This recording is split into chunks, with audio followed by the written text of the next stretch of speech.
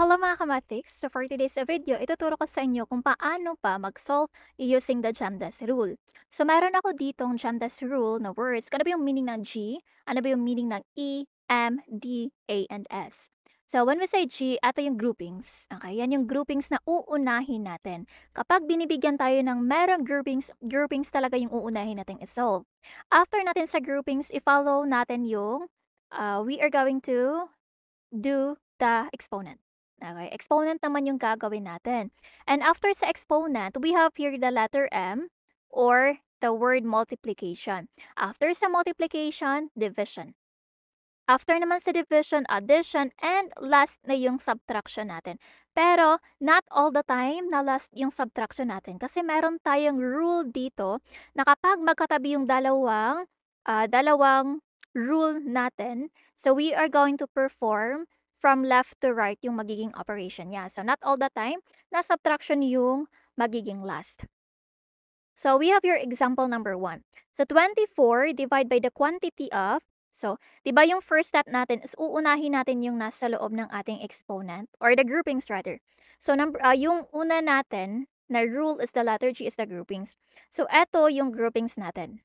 Ayan. So yan yung 18 minus the quantity of 4 plus 3 and then multiply by your 2. So dalawa yung groupings mo dito. Yang sa outside and also here sa ating inside. So 4 plus 3. So kapag ganito, sino ba yung uunahin natin? Yung nasa loob talaga ng ating pangalawang grouping, which is 4 plus 3. So 4 plus 3 yung uunahin natin. So 4 plus 3, 4, 5, 6, 7 equals to 7. So ikakopy lang muna natin itong 24. Si 24 divide by, and then the quantity of 18 minus, since ito is 7, so right here 7. And then multiply natin siya by 2. And then plus 4 raised to the power of 2. Since tapos na tayo sa isang groupings, so sa groupings natin dito, 18 minus 7 times 2. So sino yung uunahin natin dito? Kung titignan natin, dalawa yung operation natin dito, which is subtraction and multiplication. Kung ilolocate natin siya, eto yung subtraction mo, yung pinaka-last, eto naman yung multiplication mo.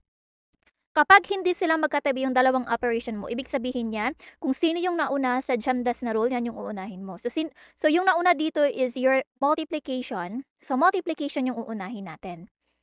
Kapag magkatabi naman yan, kagaya ng A and then yung S, or addition and subtraction, you are going to perform the operation from left to right. Kung ano yung nauna sa left, yan yung uunahin mo. So since hindi sila magkatabi, unahin natin yung multiplication. So, yung 7 times 2 yung uunahin natin dito. So, 7 times 2 is equals to 14. So, we are just going to write 24. 24 divided by the quantity of, copy lang natin yung 18 minus 14. And then plus of 4 raised to the power of 2. Next. Dahil isa na lang yung operation natin, so, ito pa rin yung uunahin natin until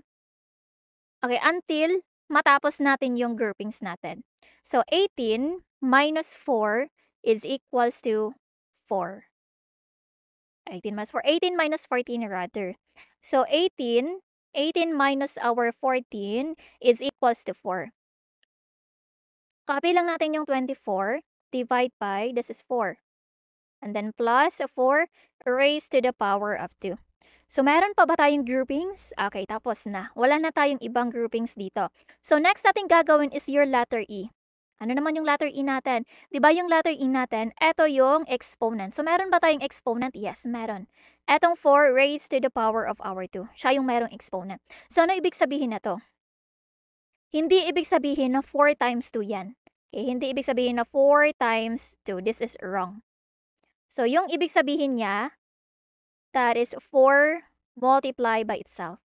Okay? So, yung rule na exponent mo, tinatawag natin yan na exponent, yung maliit na number sa up ng 4, tinatawag natin yung exponent. Yung rule niya is para meron kang guide kung ilang beses mo ba i-multiply yung number niya.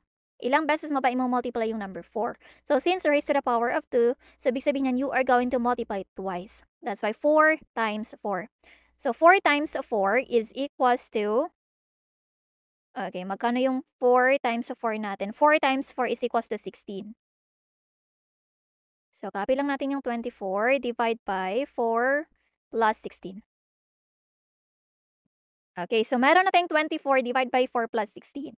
So, dalawa yung operation natin dito. Sino? Division and addition. Okay, so we have our